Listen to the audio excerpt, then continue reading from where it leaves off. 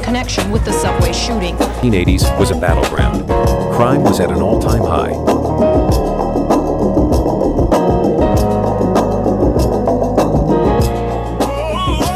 I gave you one last warning, then I made you understand, then you learned to crawl, and now you're almost walking. How does a kid from the Marcy Projects in Brooklyn, once rejected by every major record label, go on to build an empire worth nearly $3 billion? Rapper and Brooklyn's own Jay-Z has become the first billionaire rap artist. According to Forbes magazine, the rapper, whose real name is Sean Carter, has a net worth of at least $1 billion. Jay-Z is also a streaming music mogul and owner of a sports management company. Forbes says he has a $70 million stake in Uber and a $70 million art collection. Jay-Z famously said once, "I'm not a businessman, I'm a businessman." Oh, yeah, that's for sure. He is a businessman. Let's be clear, it wasn't just the music, it was a strategic playbook, a masterclass built on one simple rule: turn fame into equity. But subscribe to that. Like, I subscribe to always changing and being what, some rules were made way before things were introduced. And I'll explain that in a minute. Yep. So we don't know what's consumption. Illegally download 1 million times. We gave away 1 million and then sold another 200, whatever the number was, the next week. I think of 2.2 million records. From Rockefeller Records to Ace of Spades, Champagne, this is the real story of how Jay-Z didn't just play the game, he changed the rules, and then he bought the whole stadium. This isn't just another rags to riches story. It's a lesson in modern capitalism and leverage. It's the step-by-step breakdown of a dynasty that now stands at an estimated $2.5 billion, making him the wealthiest musician on the planet. The music made him famous, sure, but the business made him a billionaire. And to understand how he pulled it off, we can't start in the boardroom. We have to start on a Brooklyn corner in New York City.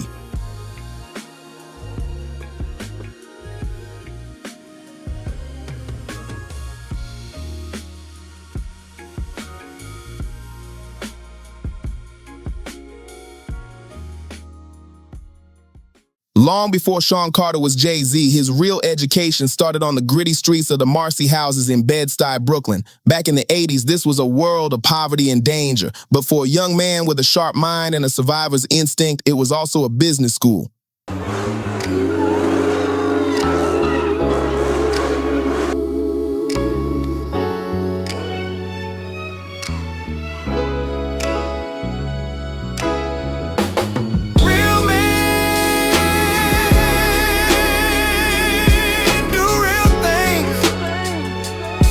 On my pops and my pops. He once told an interviewer, navigating this place was life or death. It wasn't just about surviving, it was about learning a very specific set of skills that would become the foundation of his entire empire. But it's not simple to do with all the pressures to succeed and all the pressures to, once you succeed, to stay there. You have a belief in yourself, and sometimes, in most cases, it's almost a naivete about who you are and what you can contribute to the game. The hustle wasn't just about what he was selling. It was a real-time MBA in supply and demand, risk management, and brand positioning. It taught him how to read people, when to push and when to walk away. It was an education in managing inventory, calculating margins, and understanding the most important thing of all, the power of your reputation. In a world with no contracts, your word was everything, and your name was your brand. That world, which could have easily been his downfall, became his forge. It's where his ambition was hammered into the tools he later used to take over corporate America. He learned that to control your own destiny, you couldn't just be a player in the game, you had to own the game itself. He saw how others created and profited from products, and an idea took root. Why build someone else's brand when you could become the brand? That obsession with ownership didn't start when he had millions in the bank. It started when he had nothing but his wits, learned in the unforgiving crucible of Marcy. This wasn't some footnote to his story, it was chapter 1 of the business plan.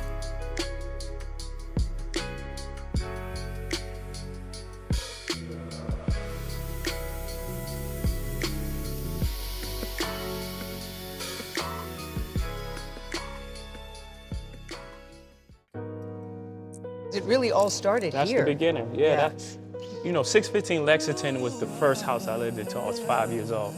But this is my home. You have a visceral feeling, don't you, to that? Yeah. I mean, your mom was telling me a great story about you growing up. You would be up late in the kitchen just beating on the table. By the mid-90s, Jay-Z was a lyrical monster, a legend in the underground with a flow and storytelling ability that was second to none. But when he took his demo tape to the suits in the music industry, every single major label passed on him. They didn't get it. They saw him as just another rapper, a risky bet, a disposable product. For most people, that would have been it. Dream over. But for Jay-Z, that rejection wasn't a failure. It was a market opportunity. He saw their lack of vision as his opening. If they wouldn't give him a seat at the table, he'd just build his own. So, in 1995, alongside his partners Dame Dash and Kareem Biggs Burke, he did the unheard of. He co-founded his own independent label. So it was, then I wasn't really just trying to get a record deal. So I would run the streets after that, then I just stopped writing. So then I would still get all these ideas. I have all these ideas and I still make songs, but now I'm making these songs in my head. But so it still wasn't a serious thing to me. To my man Jazz, who was also from Marcy, he got a record deal with EMI and they gave him some paper. It was like, hey, he got 300,000. Like back then, this is like 80 dealing with that. So it took a while, but when I really started getting serious, my first album came out in 96. And it was like, and I had to put the album out myself. Nobody would sign me. They thought I was terrible. Every single record, I went to every single record label. They was like, this guy's terrible. He's nothing. That just goes to show you how far the A&R was off. Like, it was these guys, and they used to go to Bentleys and had electric blue shirts on. And how you know about hip hop? And what do you know about? What are you talking about? Yeah, the egg and the nest and that whole. Rockefeller Records. This wasn't a vanity project. It was a declaration of independence, and it was his first and maybe most important lesson in the power of ownership. By creating Rockefeller, he wasn't just making a way to release his classic debut, Reasonable Doubt. He was building a platform where he owned the single most valuable asset, his master recordings. In the music business, owning your masters is the holy grail. It's the difference between being an employee and being the boss. The owner of the masters controls the original recordings and gets the lion's share of the money they make forever. By refusing to sign his rights away, Jay-Z made a decision that would be worth hundreds of millions. He chose long-term wealth over short-term fame. Reasonable Doubt was a critical masterpiece, but not a huge commercial smash out of the gate. It didn't matter. The foundation was set. Rockefeller Records became a cultural force, a hip-hop dynasty that would launch superstars like Kanye West. Jay-Z wasn't just the artist, he was the CEO, learning the business from the inside out. He used the profits from one record to fund the next, building his power brick by brick. That rejection from the major labels, it was the greatest gift they could have ever given him. It forced him to bet on himself, seize control, and build the blueprint for the empire to come. And I just wanna hang in the basement. I just wanna be a fly on the wall. With Rockefeller's success, Jay-Z had cultural influence. But the hustler in him knew true wealth came from diversification. He saw what his fans were wearing, the style he was setting, and spotted another untapped market. He realized his music wasn't just something people listened to, it was a lifestyle they wanted a piece of. Yo. Yo. I'm feeling it though. I'm feeling it though, you know? Yo. So in 1999, he decided to sell them that lifestyle directly by co-founding the clothing company, Rockaware. I would make records and I would talk about like various like clothing brands, you know, on the record. And then I start noticing like, you know, people would come to the shows wearing the clothes and things like that. And I know I was selling a lot of clothing for these companies. And I would go to them like, we should work out a deal. I think I'm affecting your business a little bit. You know what I'm saying? Maybe you should work with me. You know, we could work together, do some ads and things like that. And they was like turning me away. Like I don't think they understood the amount of clothing I was moving for them. You know what I'm saying? And I wasn't doing it I was just doing it to paint a picture. But at the same time, it was economical for them. And, you know, they wasn't compensating me for it at all.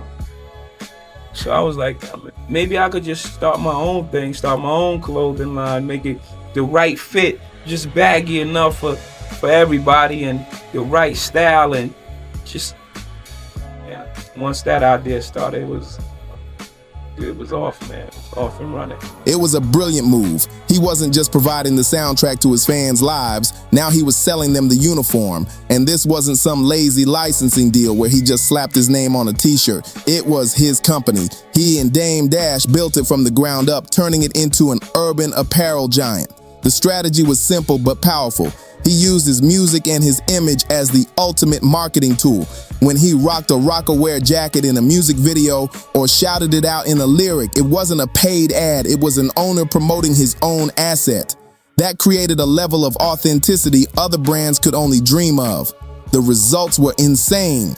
At its peak, Rocawear was pulling in annual sales of over $700 million. It was everywhere. But the real boss move came in 2007. Jay-Z, the businessman, decided it was time to cash out. He sold the rights to the Rocawear brand to Iconic's brand group for a cool $204 million in cash. That deal was a landmark moment. It proved Jay-Z wasn't just a musician, he was a master brand builder. That $204 million wasn't just money, it was capital, the fuel for the next, even bigger phase of his empire. He had taken his influence, turned it into a product, scaled it to a massive company, and sold it for a 9-figure payday. He had officially arrived as a player in the world of high finance, and he was just getting warmed up.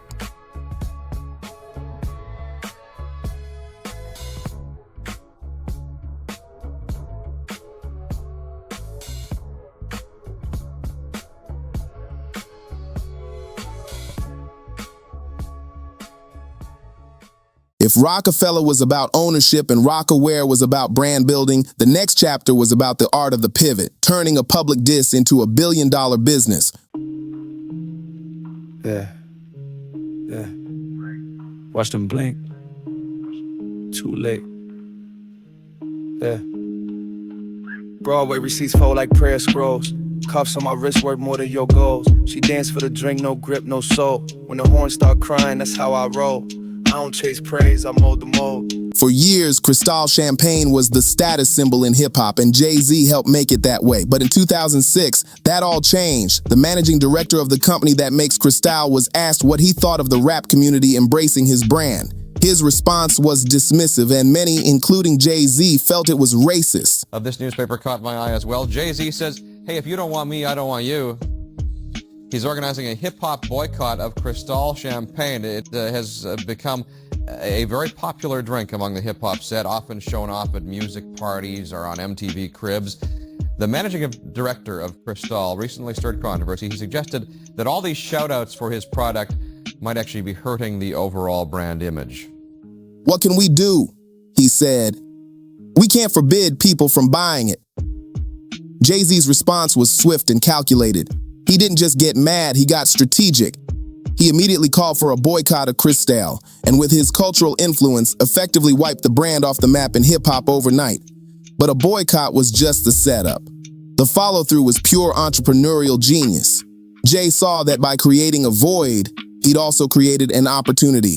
He'd shown he could destroy a brand. Now he would show he could build one. Welcome back, everybody. This morning, Moet Hennessy announcing that it's going to be acquiring a 50% stake in luxury champagne brand Armand de Brignac. It's also known as Ace of Spades. The brand was popularized and created by Grammy-winning artist and businessman Jay-Z, who owns it and will retain a 50% ownership stake alongside Moet. In his 2006 video for Show Me What You Got, he deliberately featured a different gold bottle, this one with a slick Ace of Spades logo. The brand was Armand de Brignac. Most people didn't know it at the time, but Jay-Z already had a financial stake in the company. He wasn't just promoting a new drink, he was promoting his new drink. It was a checkmate. He turned a cultural clash into a new status symbol. In 2014, he bought the company outright, officially making Ace of Spades his. Under his guidance, it became a global luxury icon. Then came the cash out. In 2021, he sold a 50% stake to the luxury giant LVMH in a deal that valued Armand de Brignac at an estimated $640 million, more than double what experts thought it was worth. The Crystal incident was a masterclass in turning disrespect into dollars. Jay-Z didn't just clap back, he capitalized. He saw a problem, controlled the narrative, and built a rival empire on the ashes of an old favorite. It proved his philosophy. Don't just ask for respect, command it. And if they won't let you in their building, buy the block and build a bigger one.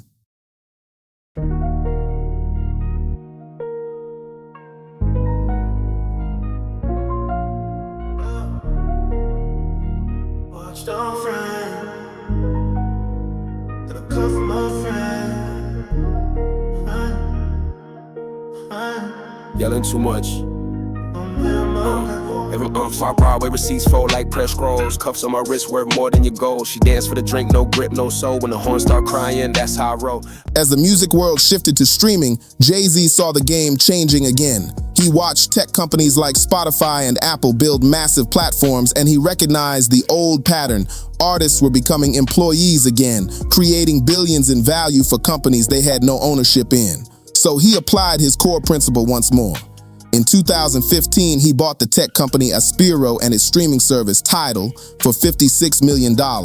He relaunched it as the first major artist-owned platform, promising artists more control and better pay. It was a bold move to take on Silicon Valley. Tidal faced a tough fight. Critics called it a failure waiting to happen. But while everyone else was counting subscribers, Jay-Z was playing chess. He wasn't just trying to beat Spotify, he was building an asset, using exclusive releases from stars like Beyoncé and Kanye to prove its value. While building Tidal, he was also quietly making smart bets elsewhere. One of his most famous moves was an early seed investment in a small ride-sharing app called Uber. That small bet eventually grew into a stake reportedly worth over $70 million. The final move in his tech playbook came in 2021. Jack Dorsey's financial company Block saw the value Jay had created. Block bought a majority stake in Tidal for around $297 million in cash and stock. Jay-Z not only made a huge profit, but also landed a seat on Block's board, putting him at the table of a major public tech company. The Tidal story shows his strategy perfectly. He saw a problem, artists getting cut out of the streaming boom. He built his own solution, took the heat, and flipped the asset for a massive profit and an even more powerful position. Once again, he proved that ownership is the ultimate power play.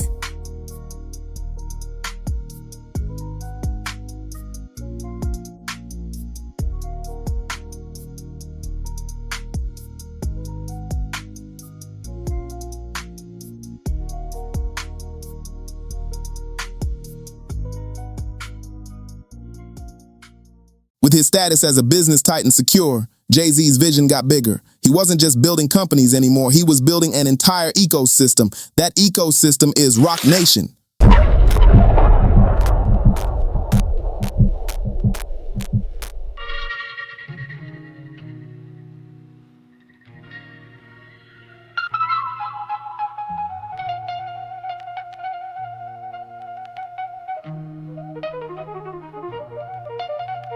Oh, masterful, life center, free your soul, let the light get in ya. Propel your mind with them rhymes I spit. Twist up your thoughts real slick with the script. Activate fire, spine all lit. Kundalini rise like the serpent hits. We in an old new time, eclipse the sign, stars talk codes. Gotta read between the line, restore. Founded in 2008, Roc Nation was designed to be a 360-degree entertainment company, a record label, talent agency, publisher, and touring powerhouse all in one. A 10-year touring deal with Live Nation in 2017, reportedly worth $200 million, cemented his power in the global concert industry.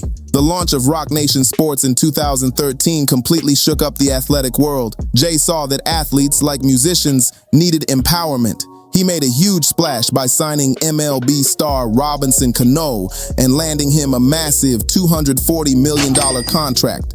The message was clear. Roc Nation was a force to be reckoned with.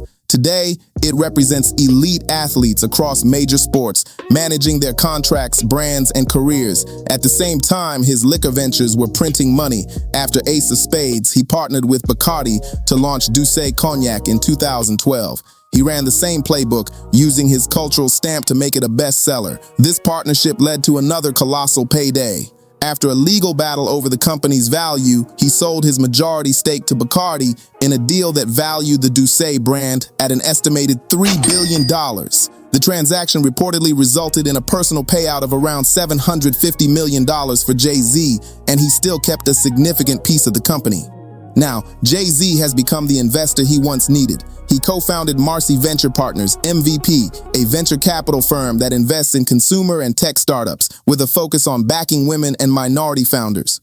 Recently, MVP merged with Pendulum Holdings to create Marcy Penn Capital Partners, a new powerhouse managing over $900 million in assets. He's no longer just a player. He's a kingmaker for the next generation. But before we go any further, if you're feeling this video so far, make sure you smash that like button and subscribe for more content just like this. And don't forget, drop a comment below and let us know which part of Jay-Z's journey inspires you the most.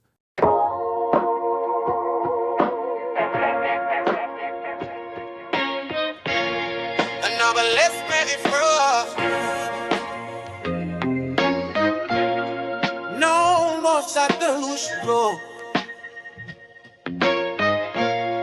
Thought of holding and rapping, let go. If I'm meant to leave her mind. Very strong love.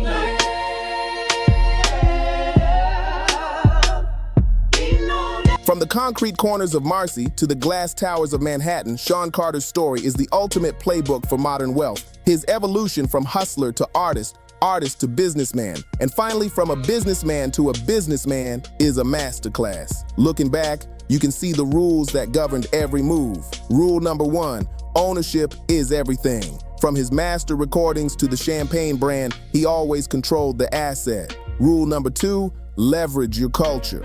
He understood his fame was currency and expertly converted it into equity, deal after deal. Rule number 3, turn problems into profit. Record labels reject you, build your own. A CEO insults you, build a rival billion-dollar brand. He sold over 140 million records and won 25 Grammys, but those awards almost feel like a footnote to his business wins. The $204 million Rockaware sale, the nearly $300 million title exit, and the billion-dollar-plus victories with Ace of Spades and Douce, these are the monuments to his genius. His empire now spans music, sports, tech, and art, making him the undisputed richest musician in the world with a net worth of $2.5 billion. But maybe his real legacy is what he's building now with Marcy Venture Partners, paving the way for a new generation of founders. He once said, "The greatest trick in music was that people convinced artists they couldn't be an artist and make money." Jay-Z didn't just expose the trick, he rewrote the entire magic book. He proved that a kid from the projects could not only achieve the American dream, but completely redefine it for the 21st century. His story isn't just about getting rich. It's about a fundamental shift in power, a legacy built not on what he earned, but on what he owns.